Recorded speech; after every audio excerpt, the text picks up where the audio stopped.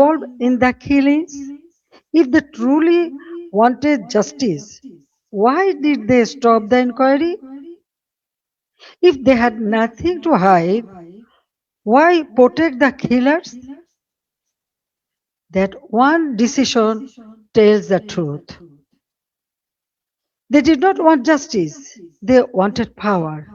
They did not want investigation, they wanted the evidences buried. Their own words export the truth. An NCP leader said revolution would not have succeeded if police had not been killed and the metro rail had not been set on fire. A BNP leader in Shirazganj also said publicly that Enayatpur police station was burned and police were killed to make the revolution succeed. These statements show that the July August movement was not merely a quota reform movement, it became a coordinated assault on constitutional order driven by hidden instruction, organized violence, and propaganda. The conspiracy did not end on 5th August. After 5th August, violence became a campaign of political persecution. The killing that began on 16 July with the murder of Shobuz Ali, a Dhaka college student and student league activist, has not stopped.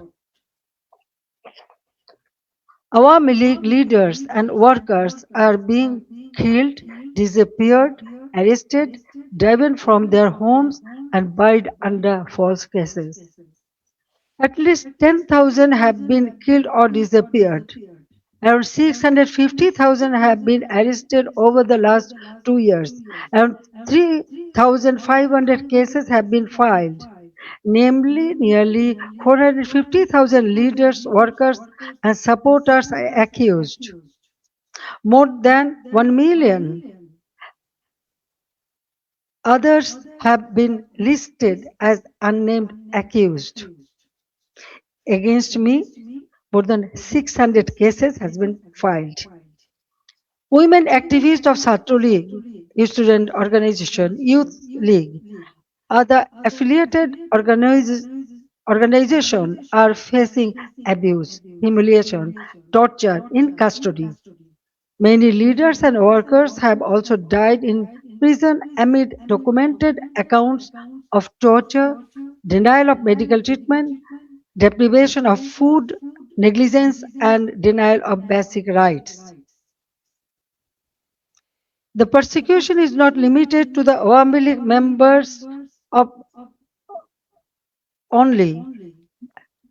The member of minority community, judges, lawyers, intellectuals, cultural figures, journalists, professionals, workers, even rickshaw pullers, farmers, ordinary citizens have been attacked, arrested, or accused in murder cases.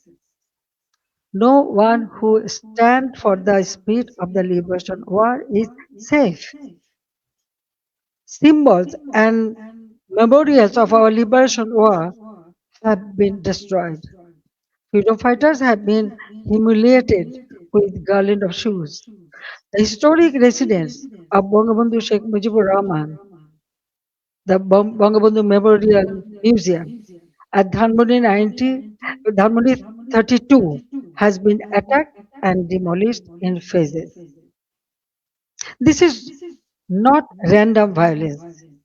This is an attempt to erase the spirit of the liberation war from Bangladesh. Muhammad Yunus himself spoke of pressing a reset button to whip away the country's previous history.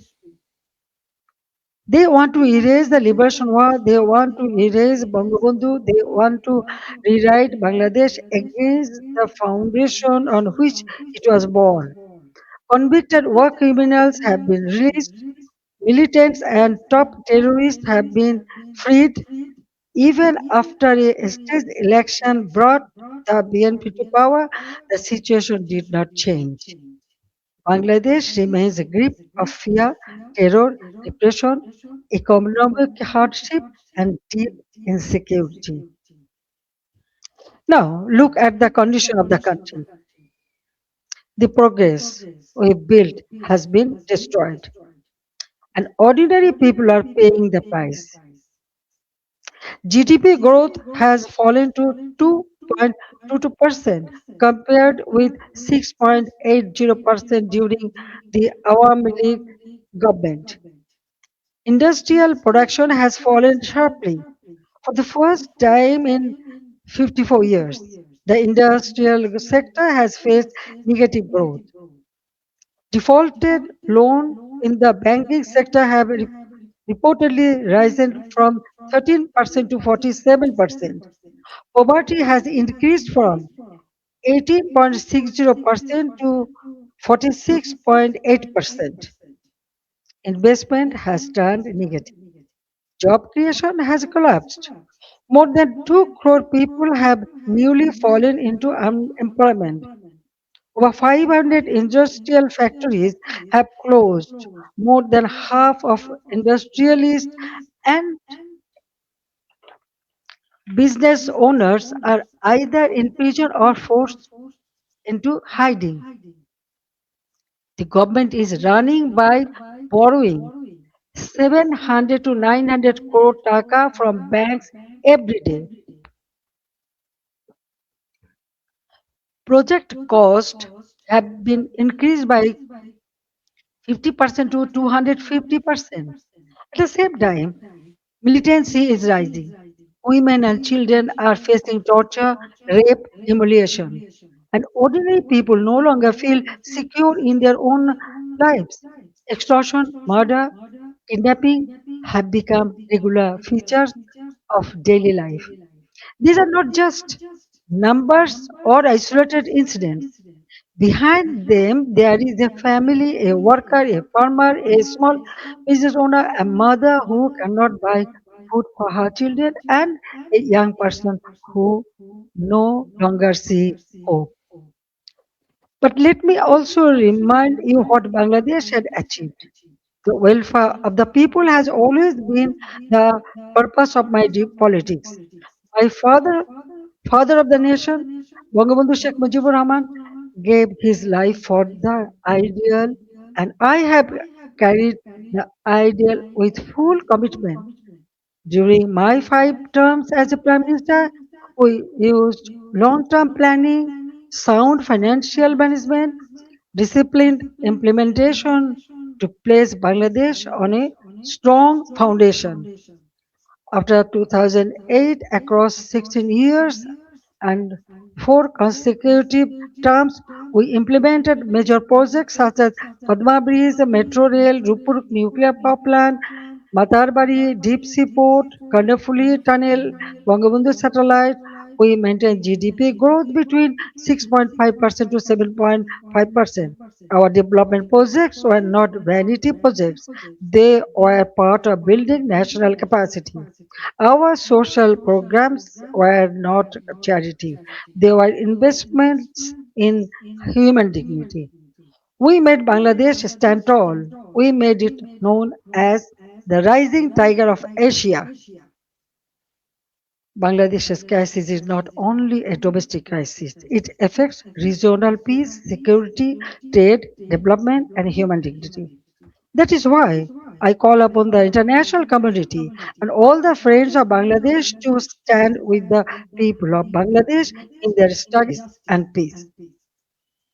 A stable Bangladesh matters for South Asia, for the Bay of Bengal, for development partners, and for all countries that believe in democracy, rule of law, and justice.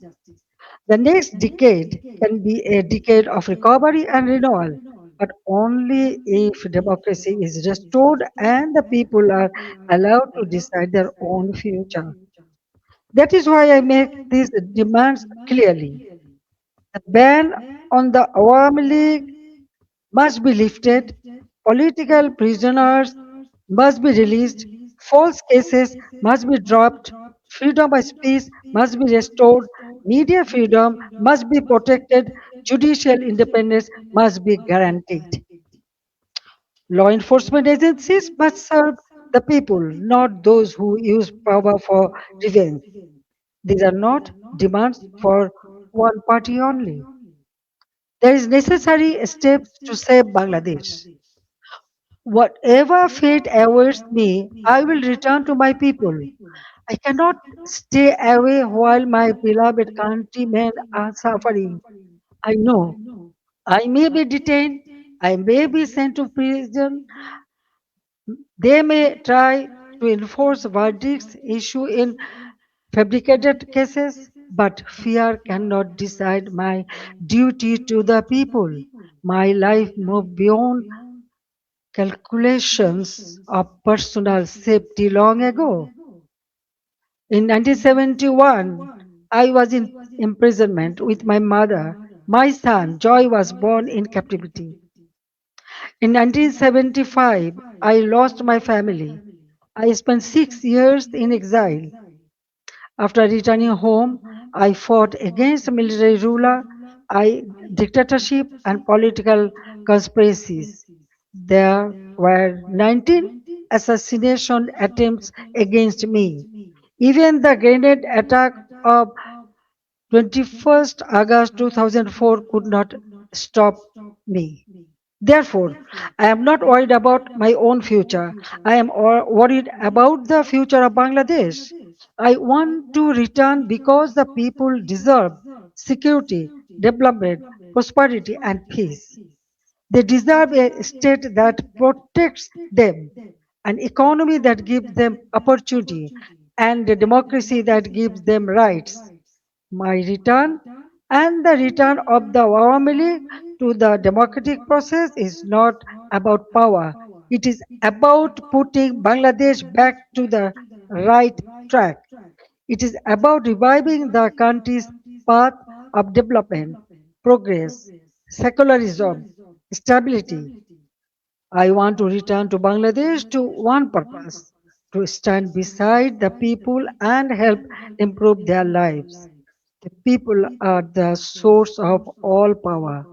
I believe in them, I trust them, I love them, and I will return to them. Joy Bangla, Joy Bangabandhu. Thank you very much for listening me and giving me so much time. Thank you.